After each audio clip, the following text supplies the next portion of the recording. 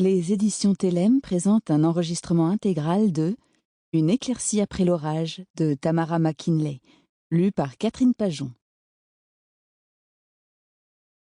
Aux femmes courageuses qui s'enrôlèrent dans l'armée, qui travaillèrent dans les usines, dans les fermes, partout où elles pouvaient remplacer les hommes, afin que ceux-ci puissent se battre pour leur patrie. Toutes ces femmes, je les salue. Prologue. Portsmouth, novembre 1942.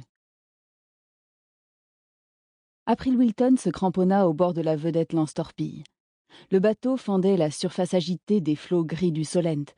La jeune femme et son amie Paula Sims, toutes deux membres de la Royal Navy, venaient d'en réviser le moteur, qu'à présent on testait.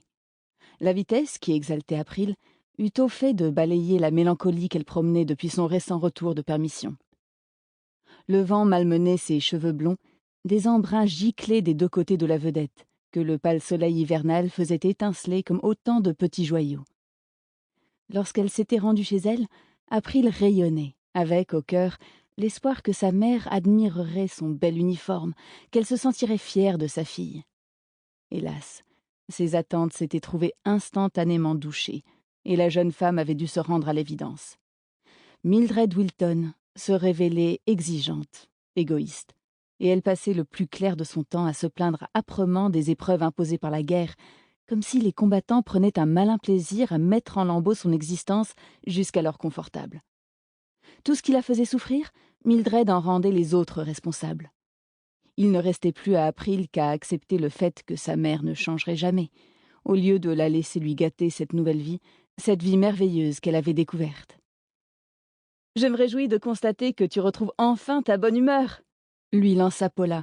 Le moteur de la vedette rugissait. « Il était si terrible que ça, ce retour au bercail ?» Malgré ses fermes résolutions, April se sentit triste à nouveau en se rappelant l'indifférence dont Mildred avait fait preuve en la voyant. Elle fit oui de la tête et haussa les épaules. Ma mère ne pensait qu'au nouveau stock de chapeaux pour sa boutique.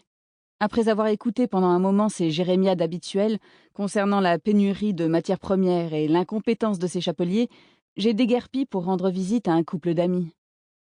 Paula soupira en tapotant l'épaule d'April. Les parents peuvent se montrer tellement pénibles parfois. Mon père a passé presque toute la journée dans son bureau. Mais le fait est que nous sommes, toi et moi, absolument libres de nos mouvements. La vie est formidable, tu ne crois pas?